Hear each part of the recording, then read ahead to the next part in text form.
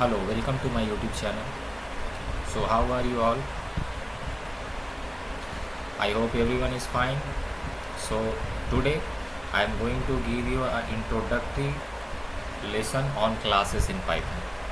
So I am going to be telling you about everything in detail, and this would be a pretty long series because classes are an important concept in Python, and I am going to explain it in a few videos.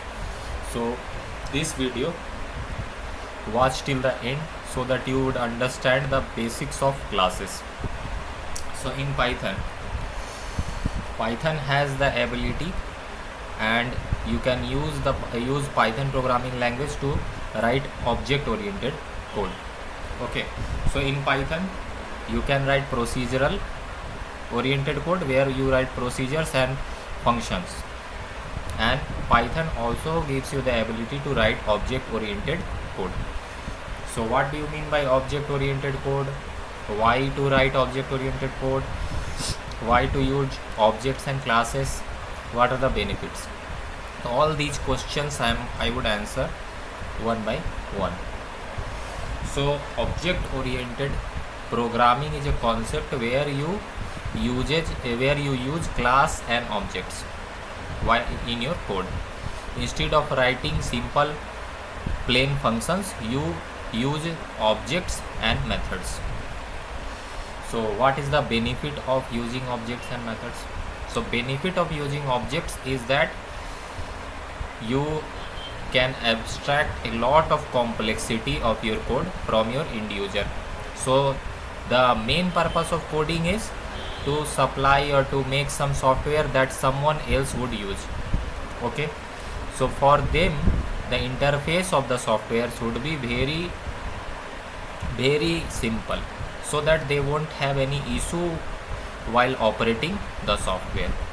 Think of your electricity unit in your house, the switchboard. Think of the switchboard. When you press the switches on the light or the fan.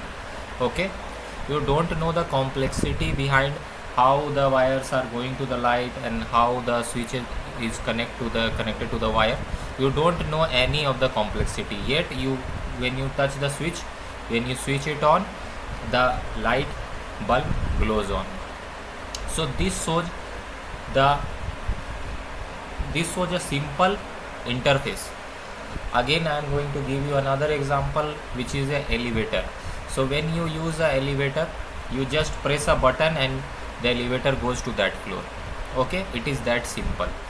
You don't know the complexity or the working principle behind pulleys, the ropes and other things that is used in an elevator. Only you just have to press a button. So the software that you should make should be that simple that the end user would not have any issue while operating it. So that's the goal of the software.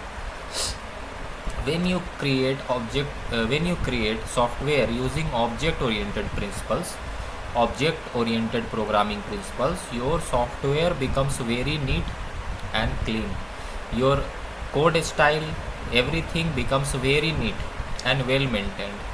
Object oriented programming gives you the ability to reuse your code again and again. You can reuse a same code, and you don't have to write the same thing again and again. It gives you abstraction where you hide away the details, the complex design principles and other things behind your code from the end user. That makes the interface of your software very simple. So object oriented programming gives you abstraction. One more thing it gives you, it encapsulates all your code. So you write some class, all classes and other things I would explain. Just hear me first and you would understand bit by bit. I would be explaining this all in this video. Suppose you create some class. The whole idea behind a class is to encapsulate all the attributes and all the methods that an object of that class would have. Okay, so what I said, all the motive behind creating a class is to encapsulate the attributes and the methods that the object of that class would have. So suppose you have a dog class. The dog class would contain all the attributes like legs, eyes, tail, shape, weight. So all the attributes, these are the attribute of a typical dog. A typical dog has some weight, he has some legs, he has 2 eyes, 1 mouth, and some weight and some size. So these are the properties of a typical dog. So a dog class would have all these properties listed inside it.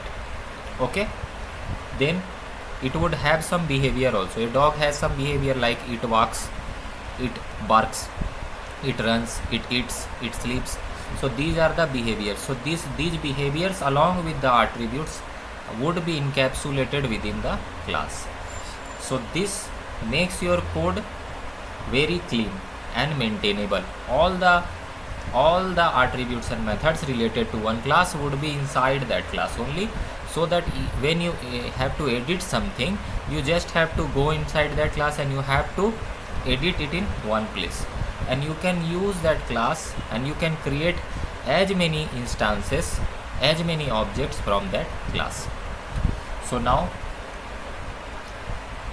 I have briefly explained you about classes. Let me show you an example of creating a class. So I have opened the IDLE, Integrated Development Learning Environment. Python I am using is 3.12.5. Okay, you can follow along with me. By following along, you would learn quicker. So class, the way we create classes in Python is like this. So we would use a keyword class. This is a reserved keyword in Python. Class, and then name of your class, which I am going to create a dog class here. Okay, then a colon. It is very important. Without this your code would throw error, so you have to put this colon here. It is the syntax of defining a class in Python, creating a class in Python. Okay, then inside this we are going to create a constructor function. So this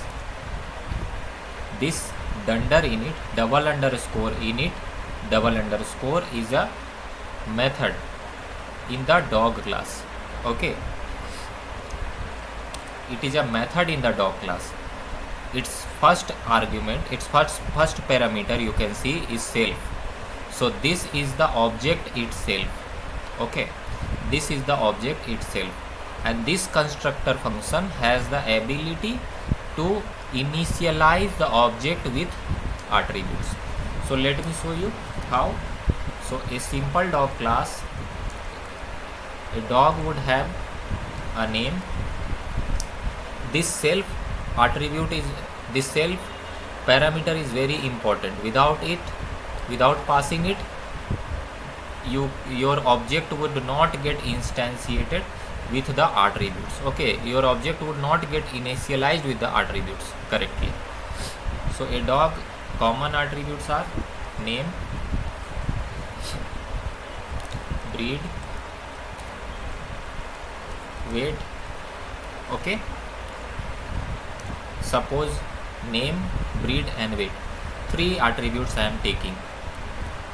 Now the way to initialize the object with the attributes is self.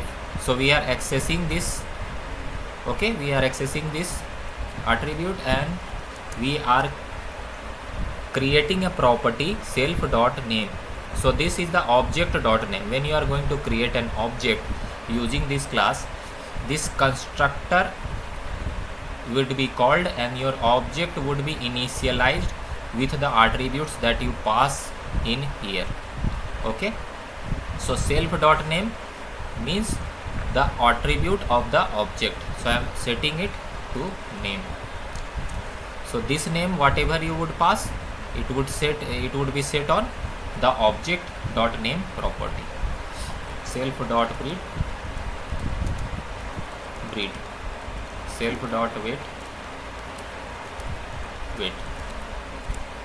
So it is simple like this. You just have to create a dunder init function. Small name of is dunder init. You can, it is a double underscore init and then double underscore, then in parenthesis we have a self parameter which is the object itself. When you create an object, this initializer, this constructor would be called in the class and the object would be initialized by these attributes. So object dot name would be initialized by whatever name value that you would put while creating the object. Okay, now I would show you how to create a dog object. So suppose Tyson is the name of a dog. So I am going to make the variable Tyson and I am going to make it I am going to assign it to dog, and in parenthesis I would put name, breed and weight. So name Tyson, breed, suppose breed is Labrador, and suppose weight is 50 kg. Okay, so this step creates a dog object stored in the variable Tyson. Okay, so Tyson now refers to a dog object, okay, with these attributes. So this is creating an object from the class is as simple as this. Now you can create many types of dogs, or from one class you can create many objects. A class is like a object factory, so you can create many objects from a class. So Tyson, other one is Rocky. Suppose this would also be equal to dog and then whatever name you would provide here, Rocky. Suppose it is a German Shepherd. Suppose it is a German Shepherd and its weight is 35 kg. Okay. So we have created two dog objects, Tyson, Rocky. Rocky refers to this dog object, Tyson refers to this dog object. Now if we print Tyson,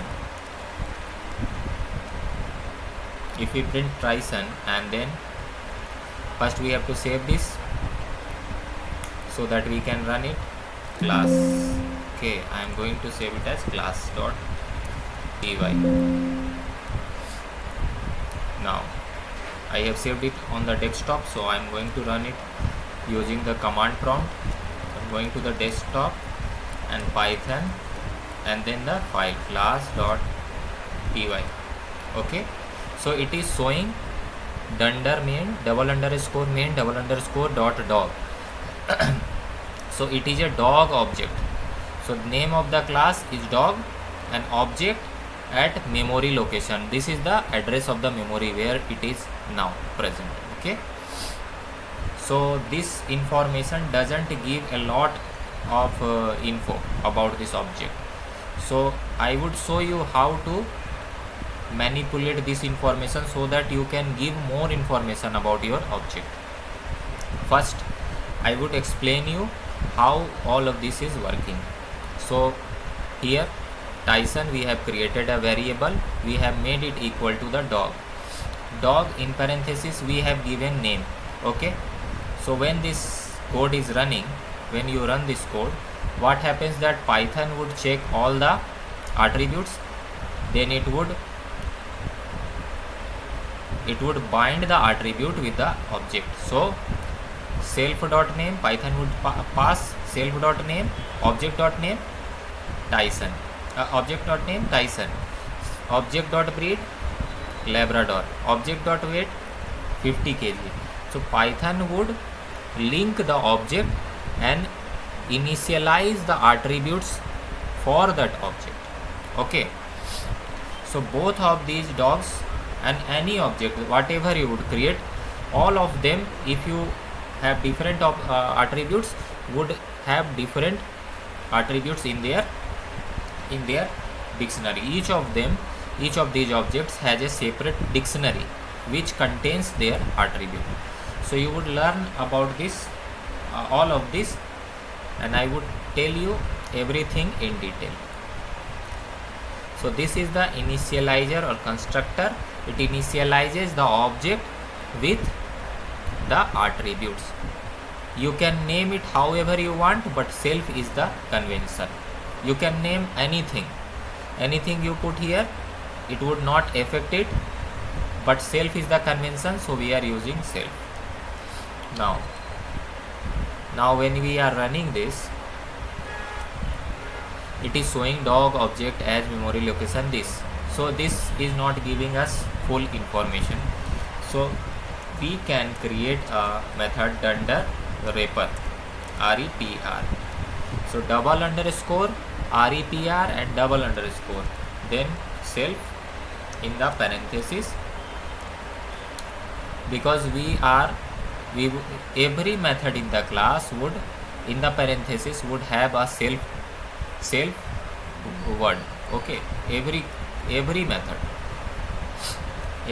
in the class would have a self method. There is some exceptions to this also, but I would tell you in the future videos that exception. So it would return this dunder wrapper method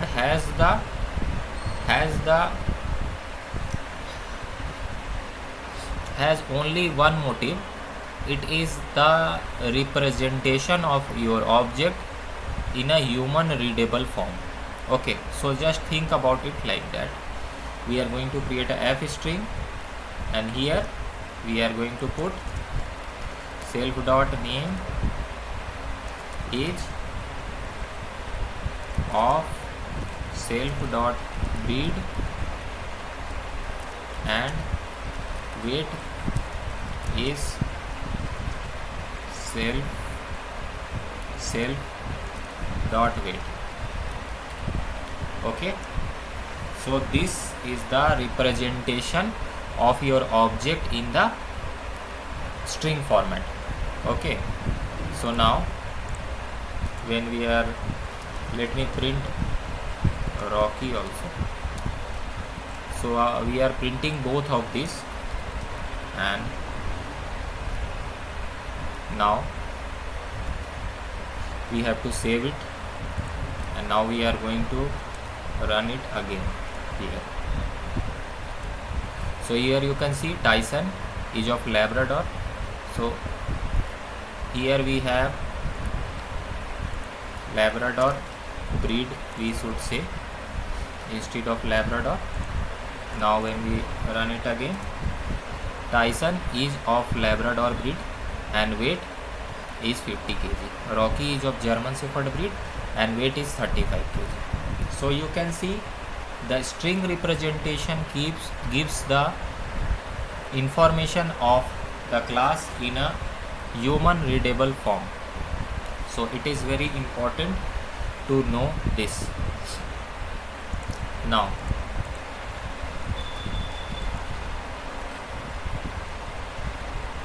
so this is a dog class.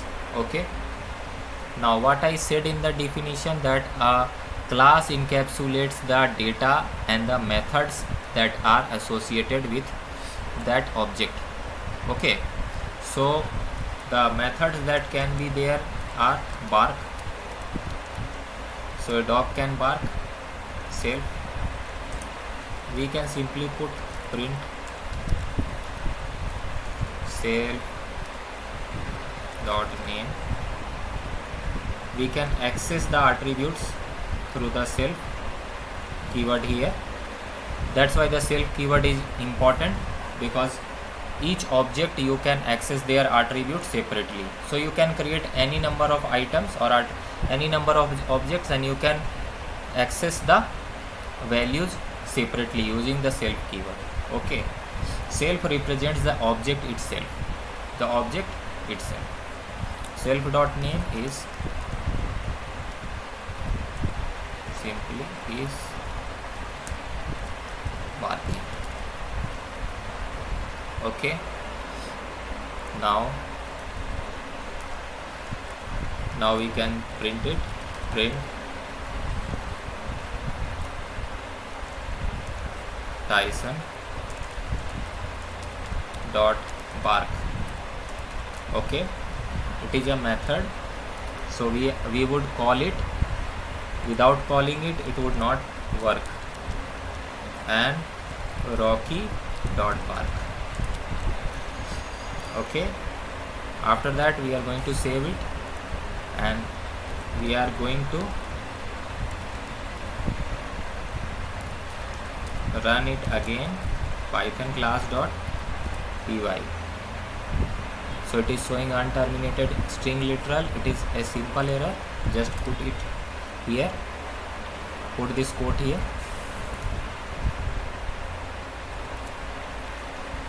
Okay, perhaps you forgot a comma. So we just have to put it in a f string. Just have to put it in a f string. I have not put it in a f string, that's why it is happening. So is, now we are closing the f string. Okay, so now this would be solved. Okay, so Rocky is of German Shepherd breed and the weight is 35 kg. So Tyson is barking and none. Rocky is barking and none.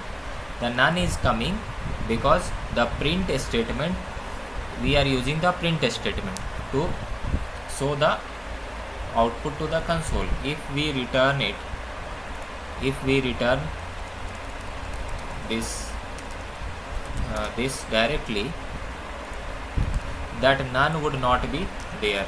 This string would get returned, and we are printing the method's results, so directly we would see the output on the screen. So let me show you. We have to save it. It is not saved. We have to save it. Okay, so Python class.py. Now the none is not there. Tyson is of Labrador breed, weight is 50 kg. Rocky is of German Shepherd breed, weight is 35 kg. Tyson is barking, Rocky is barking. So bark is a method of this dog class. Okay, and all the methods and attributes of the class, you can access them through the object that you create. So classes in Python is a very powerful concept, and it makes your code very easily readable and highly maintainable, because this class encapsulates all the data, members and the methods related to the objects that you would create from it. Okay, it is very highly convenient way of programming.